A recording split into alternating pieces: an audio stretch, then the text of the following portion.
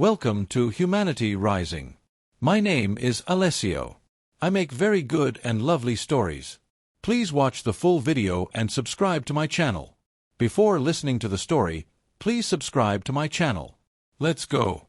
They thought they were the galaxy's only Deathworlders, undisputed apex predators, conquerors of poisoned skies and gravity-warped hellscapes. Then they landed on Earth and met a man in a bathrobe, drinking coffee, in a lightning storm. He didn't run. He didn't kneel. He just said, "You gonna pay for those trees, or should I grab my axe?" That's when the galaxy realized they weren't predators anymore. They were prey. We found a new species, but the gravity on their world should have crushed them before they crawled out of the sea. Captain Virex stared at the holoscreen, his lateral eyes twitching in disbelief. "Play that again," he commanded, beak clicking nervously. The scout drone's footage looped. A human, unarmored, breathing open air at 1.4 G, standing casually in a storm that would have peeled the bark off a Grothu tree, lifted a boulder the size of a Vraxian juvenile and hurled it at a charging apex predator. The predator died instantly. The human walked away chewing something. "What is that thing?" Virex whispered. "A human. From Earth. Apparently, they're the dominant species," his intelligence officer croaked, her throat pouch trembling. "Their world's biosphere is unstable. They live on a borderline Class X death world." Virex's crew, battle-hardened from centuries of death world skirmishes, shuffled uncomfortably. These were apex warriors from Karzek, the only empire that had ever claimed full control of a death world and survived. Their biology was hardened for acidic rain, crushing gravity, predatory wildlife, and continent-spanning fungal plagues. They were the boogeymen of the galaxy. And yet, none of them wanted to go to Earth. "Are they a threat?" Virex asked. The silence answered him. Until finally, Sub-Commander Threx snorted. "We've conquered worse. Deploy a detachment. Test their response." A real Deathworlder doesn't flinch. He would regret those words. The Karzek Empire's landing pod thundered down into the human forest, splitting pine trees like matchsticks. The world beneath trembled, not from impact, but from what awaited inside. A team of elite Karzek soldiers emerged. 7 feet tall, talon-footed, with hardened exoskin and retractable bone blades. Born killers. Deathworlders. They expected resistance. They expected screams. They expected the fragile bipeds to run. Instead, they were greeted by a man in a bathrobe, holding a cup of coffee. "Y'all gonna pay for those trees, or?" the human said, squinting against the sun. He sounded more annoyed than alarmed. Threx blinked. "You are not fleeing." "Just trimmed those last week," the human muttered, sipping his coffee. "You got any idea how hard it is to get chainsaw oil out here?" Threx signaled the squad silently. "Surround. Intimidate." The human didn't even glance at them. "Look, I don't know what galactic HOA you people think you represent, but unless this is a barbecue or you've got parts for a 78 Harley, I'm gonna have to ask you to leave." "We are warriors of Karzek," Threx hissed, voice flanging across the audio spectrum. "You will kneel before the apex species of this galaxy." The human sipped again. "Nah." Then he threw the coffee cup. Threx caught it, more out of reflex than anything, but that was his mistake. The ceramic shattered on contact, sending superheated liquid across his carapace. He shrieked. And then the man moved. The camera footage was corrupted after that moment, but audio picked up the next 11 seconds. Screams. Cracking bone. Heavy impacts. More screams. When reinforcements arrived an hour later, they found Threx hanging upside down from a tree with a handwritten sign stapled to his armor. "Come back with beer." "They killed our Deathworlders," Virex growled, throwing the data slate across the command room. One of them killed our finest team." "Correction," his science officer croaked, flicking her talons nervously. "He didn't kill them. He beat them. Embarrassed them. Tied them up. One is still missing a leg, but, well, he got it back." "They didn't use weapons," Virex snapped. "No tech. No armor. Nothing. Just hands," the officer whispered. "And attitude."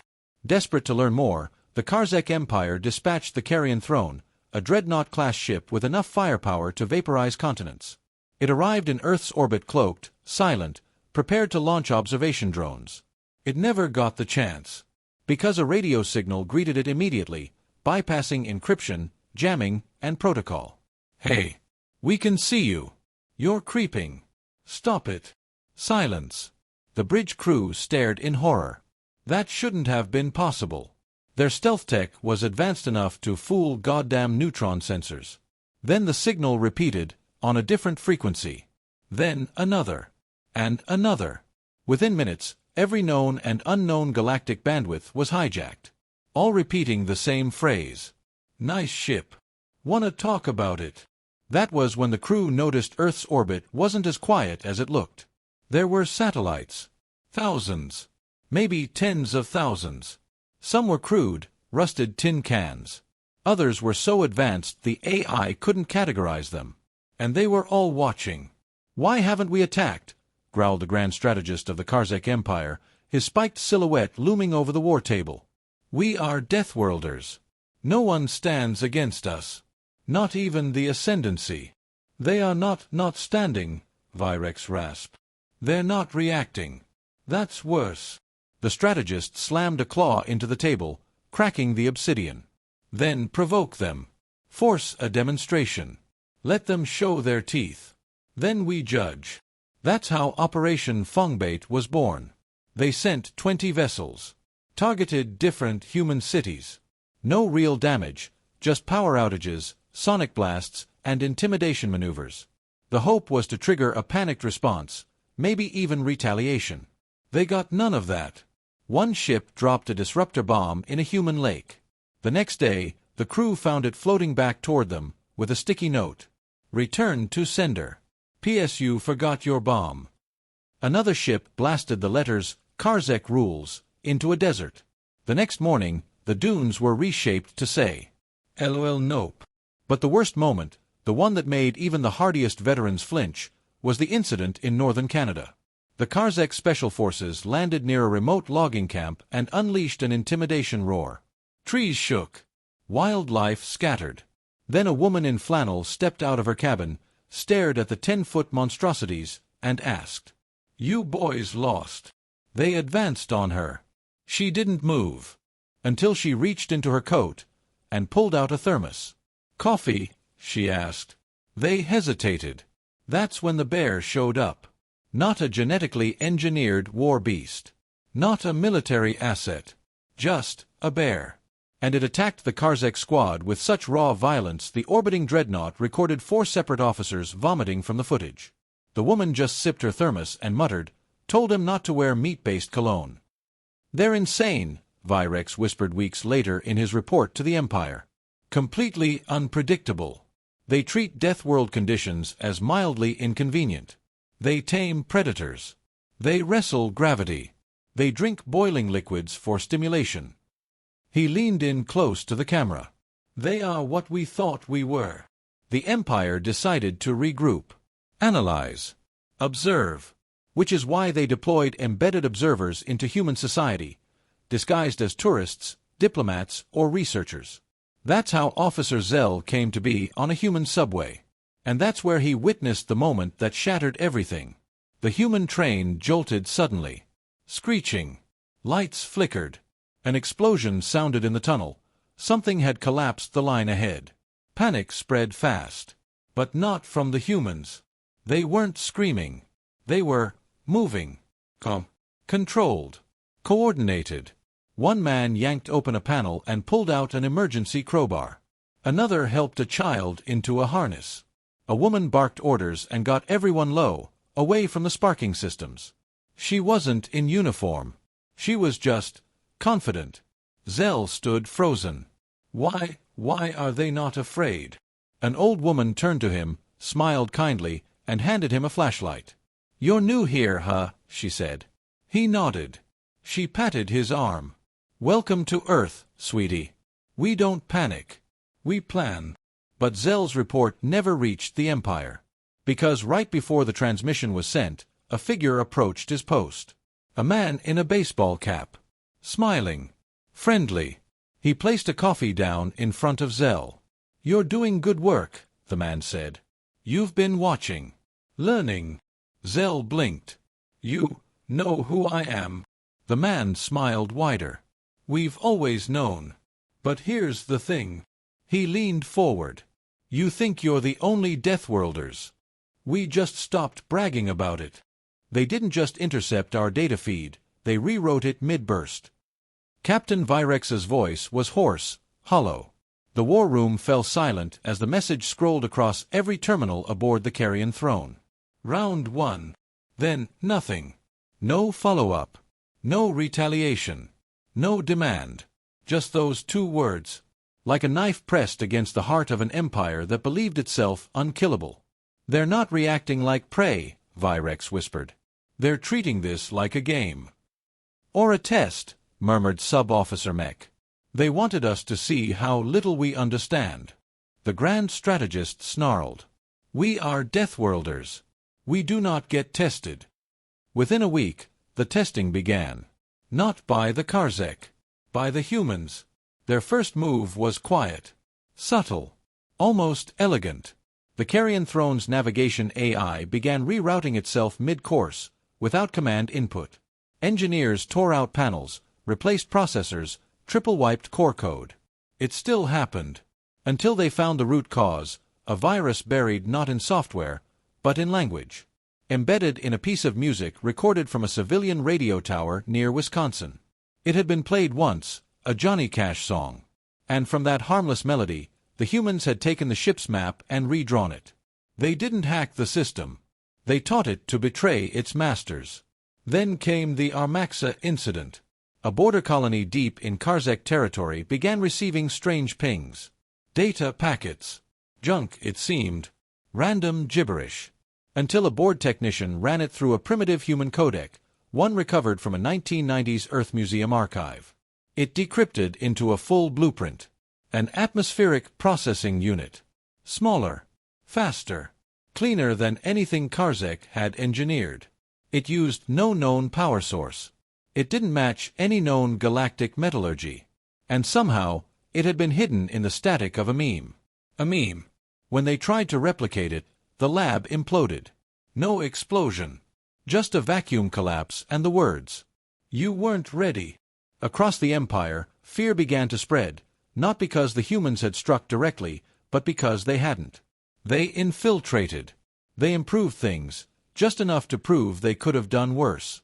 Supply chains began failing, only to recover, faster than before. With better routes. More efficiency. But always with a note. A trace. "We saw where you were going. We helped you get there." One dreadnought's core shielding was replaced in secret with a stronger, lighter alloy that deflected dark matter pulses. The captain only found out after firing it at a rebel cruiser, and obliterating not just the target, but the moons behind it. "That wasn't your tech," the humans later explained. "But you're welcome." "Why are they doing this?" Virex demanded, pacing his private chamber like a caged predator. "Are they taunting us? Training us? What is the endgame here?" Mech just stared at the ceiling. "Sir, I don't think it's about war anymore." "Then what is it?" The younger officer hesitated, then answered, "They're trying to teach us fear." On the planet Meraxis 7, the Karzek discovered something terrifying. A human forward base, built directly into a geothermal fault line. No one had seen them arrive. No logs existed of a landing. No drones detected movement. The outpost was perfectly camouflaged. Inside, they found no soldiers. Just tools. Tunnels carved deeper than any known Karzek mining rig. In one cavern, a reactor pulsed steadily, fueled by a mineral the Empire had declared unusable centuries ago. The humans had found a workaround. A tablet sat on a table nearby, playing a recording of a human voice. "You're not the only ones who thrive in hostile environments. We just do it quietly." But the final horror came when they accessed the facility's central database. There were files. Thousands. Blueprints of every Karzek ship. Every weapon. Every communication code. Every fleet movement, accurate to within 0.03 light seconds. They hadn't just been watching. They had known everything. and they hadn't fired a shot. "We must strike now," the grand strategist barked, frothing at the mouth, his combat glands fully engorged. "We cannot allow them to humiliate us. We will glass their planet, turn their oceans into steam, and crush their continents into ash." But when he activated the orbital bombardment sequence, it failed. Not because of sabotage, not because of hacking, because the console responded, in a calm, human voice. "This is not the way." The command center exploded 2 seconds later. The strategist died in a firestorm of molten alloy and sonic shockwaves. His final words were static and rage. But the message was clear. The humans had made a choice. They wouldn't let the galaxy burn, but they would teach it a lesson. In the chaos that followed, Captain Virex was made temporary fleetmaster. His first act, issue a ceasefire across all known sectors. His second, contact the humans. Directly. They answered within 1 second. A woman appeared on screen. Casual jacket. Steel gray eyes. No rank insignia. No background. "Hi there," she said. "We were wondering when you'd call." Virex stepped forward slowly. "Why haven't you destroyed us?" She tilted her head. "Because destruction's easy. You already know how to do that. We want to see what happens when you don't." "Then why the subterfuge? The games? The violations of our sovereignty?" She raised an eyebrow. "You're Deathworlders. You wouldn't have listened otherwise." And then the transmission changed. Suddenly, Virex was no longer on his bridge. The screen filled with images. Simulations. Memories. He saw humans walking on lava crusts, running across vacuum deserts, punching apex predators to death in 0G. He saw them fall, die, rise again. He saw wars they never spoke of, sacrifices they never bragged about. He saw a child pull a comrade from rubble with a broken arm and a smile. He saw what made them human. Not the strength, not the madness, not the cunning. The choice to endure, to keep going when no one else would. And then, Virex saw something else. Something that made his blood run cold. A map. Of the galaxy. Points of light, worlds, empires, dead zones. And then, black dots. Dozens. Hundreds. Each labeled. Deathworld. Quarantined. He leaned forward. "These aren't ours." The woman nodded. "No. They're the ones we've already survived. Sir, it's not a fleet. It's not a species. It's a zone collapse." The words turned Virex's blood to frost. He stood at the center of the Carrion Throne's tactical command sphere, eyes locked on the pulsating black blot spreading from the dead quadrant. The galaxy map wasn't just showing movement, it was decaying. Stars dimmed. Coordinates unraveled. Planets simply vanished. Not destroyed. Erased. And through it all, one phrase blinked over the cascading failures. "Round 2 approaching." The Admiralty convened within minutes. Holograms flickered across the galaxy as every surviving Karzek warlord patched into the emergency link. The first Fong Lord of Dirac roared, "What is it? Who's attacking? Where are they hiding?" A broken voice answered, "We scanned the edge of the decay. No heat. No radiation. No life forms. Just silence." "Then it's a weapon." "No. Worse." Virex stepped forward. "It's removal. Like something is deleting reality." Silence followed.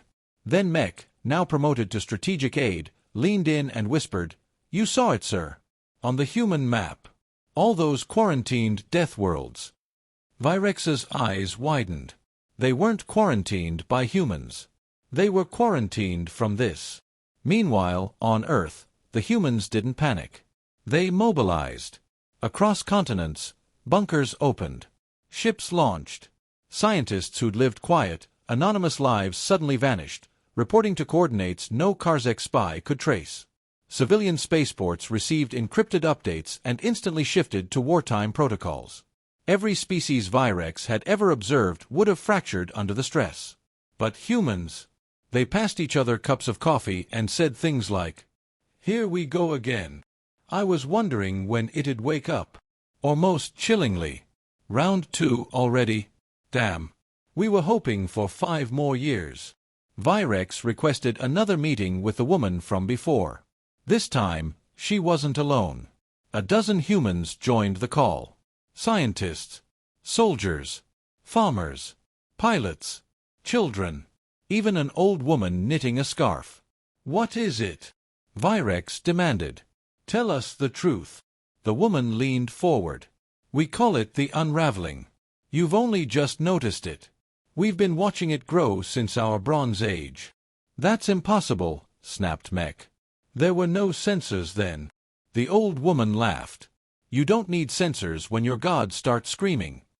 The humans explained. The galaxy hadn't always been this big. There had once been more stars, more species, more rules. But something had started wiping them away, not like a predator, not like war. Like entropy accelerated. Logic failing. Like a codebase corrupted from within. No motive. No demands. Just erasure. And humans, they weren't immune. They just wouldn't stop fighting it. They wiped our predecessors, the scientist said, pulling up a hologram of a shattered ancient world orbiting Earth's own sun. We were supposed to die too. But we didn't. How? Virex whispered. Because we evolved to live with chaos, the soldier answered. To find meaning where none exists. To fight losing battles. To rage against inevitability. She leaned forward. This thing feeds on surrender. That's why it couldn't finish us. On the outer edge of Karzek space, the first wave arrived. Not ships. Not drones. Phenomena. A gas giant's ring spiraled in reverse, tearing moons into filaments. Time fractures opened across battlecruisers, replaying death loops of doomed crews trying to reroute their engines before they melted. Entire fleets disappeared between sensor sweeps. They fired their weapons. It did nothing. They activated shields. Those didn't even exist a second later. All that remained, cold, creeping silence. Send us everything you know, Virex demanded. Let us fight beside you. The woman on the transmission hesitated. That's not how this works. You can't defeat this with brute force. Then what? He barked. Are we supposed to lay down and wait to be unmade? No, she said. You're supposed to hold the line. In an orbital drydock high above Earth, humanity revealed their answer. The Aegis Protocol. It wasn't a weapon. It was a beacon. Forged from alien quantum lattice. Infused with data from every extinct civilization Earth had remembered. And powered by something no other species had thought to weaponize. Collective will. A machine that screamed into the void. We are still here. Karzek scientists scoffed, until they saw it work. A wormhole opened near Mars, trailing entropy so thick that reality flickered. Then the Aegis sang. It didn't fire. It didn't shield. It simply insisted. With a voice that spanned dimensions and a message that could not be corrupted. This space is claimed. The anomaly recoiled. Collapsed. Retreated. For the first time, the unraveling blinked. Inspired, the Karzek rushed to replicate it. They failed. Their machinery couldn't sync with the waveform. Their AI rejected the paradox. Virex stared at the Earth console. What are we missing? The human child, maybe 10 years old, looked up from her sketchpad and said softly, Yours don't believe. Virex stared at her. Believe what? She shrugged. That tomorrow matters. The unraveling's main front approached. A solid wall of glitching stars and collapsing vectors. Worlds were falling. Empires crumbling. And yet, humanity held. Station after station. Planet after planet. They didn't retreat. They entrenched.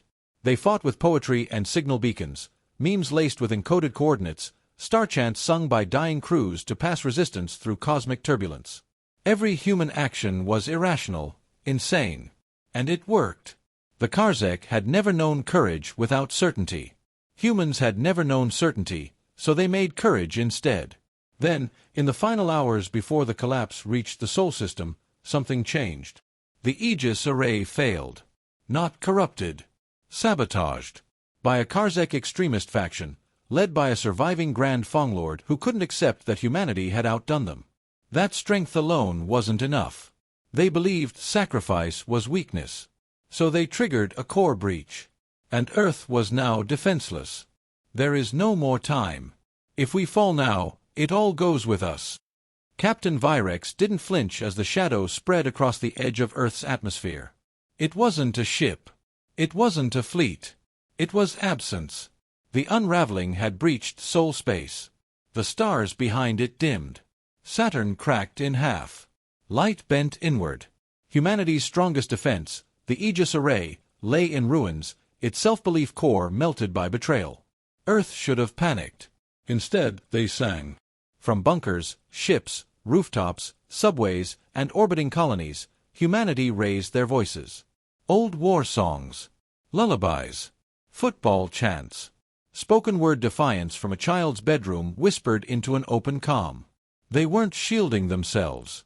They were reminding the universe they existed. Every human signal became a spike in reality. And Virex finally understood. They didn't fight the unraveling with tech. They fought it with identity. Why aren't we helping them? Mech shouted. We don't know how, barked a Karzek general. They do. Virex snapped. So shut up and learn. The unraveling surged forward. It didn't blast. It erased. Human battleships, massive, ancient, covered in graffiti, solar sails, prayer flags, and duct tape, stood against it. One by one, they winked out. Until only one remained. The Arcadia. An old mining hauler retrofitted with every piece of scavenged tech Earth ever built. And on its bridge stood Evelyn Wu, the human commander who once faced down a vacuum storm barefaced and smiled while sipping tea. She opened a channel. Hey, Deathworlders. You still watching? Virex leaned in. Yes. We see you. Evelyn grinned. Good. Watch this. She pulled a plug from her neural port and whispered something to her pilot. Final Aegis patch is coded into the ship's core, she said. We're going in. But it's suicide. Virex cried. Yep, she said cheerfully. Why? Because someone has to be first. The Arcadia accelerated, directly into the unraveling. Not to escape. To ignite. The plan had one chance. The Aegis protocol required a singular, pure signal of human will, unfiltered by fear, by command chains, or by doubt. It needed sacrifice. And Evelyn gave it. The Arcadia's final transmission came as a whisper in 1,000 languages, overlapping across all known bandwidths. We are still here. Then the ship was gone. And for the first time, the unraveling stopped. Not destroyed, but held. By faith made manifest. Humanity had drawn a line. And across every Karzek ship, something stirred. A resonance. A hum. The language core of each vessel began rewriting itself. In human syntax. In poetry. In belief. Then came Earth's counterstrike. Not missiles. Not lasers. Stories. They activated the full-spectrum emitter and blasted every frequency across the system. Narratives. Testimonies. Histories of loss, love, survival. Every time a human voice meant something, the unraveling flinched. It had never faced a foe that refused to forget itself. But it wasn't enough. A second wave formed behind the first. Stronger. Faster. Smarter. It had learned. Earth was too wounded. And that's when the Karzek moved. Virex opened a system-wide broadcast. We were Deathworlders before we met you. We thought survival was strength. We were wrong. He stood tall in his command center, the light of Earth's dying sun bathing him in red. We stand now not as conquerors, but as witnesses. We have seen what true defiance looks like. And then, one by one, every Karzek warship aligned its systems with Earth's frequency. They weren't human, but they believed. And belief was all it took. Together, they activated the Aegis Requiem, a new protocol born of hybrid code, Karzek neural warfare and human irrational hope. It sang one message across the stars. We choose to exist. The unraveling screamed. It wasn't sound. It was static folding into consciousness. And for the first time, it hesitated. On the edge of collapse, Evelyn Wu reappeared. Not physically. Her recording, embedded in the Aegis core, looped one final time. It wasn't a warning. It was a laugh. Warm. Real. Unbroken. The last line of her message echoed. Tell the darkness, we bite. And Earth ignited. Not from fire. From presence. 1,000 Aegis beacons powered up, fueled by shared will. Karzek, human, hybrid, even rogue species, anyone who remembered who they were. The signal washed over the galaxy like a second dawn. And the unraveling broke, folded, shrieked, fled. Reality snapped back. Stars relit. Moons reappeared. Silence gave way to breath. The reckoning was over. But the legacy had just begun. It took weeks for full system restoration. Months for diplomatic channels to normalize. Years for the full story to spread. But when it did, it changed everything. Children on alien worlds grew up playing Evelyn versus the Void. Poems were written in Karzek bone-scratch glyphs. The empire that once crushed 100 worlds now taught human literature in its academies. And in the center of the Galactic Council, a new plaque was installed. Deathworlder was once a title of fear. Now, it is a reminder of who refuses to vanish. We are the heirs of chaos, the stewards of impossible hope. We are still here.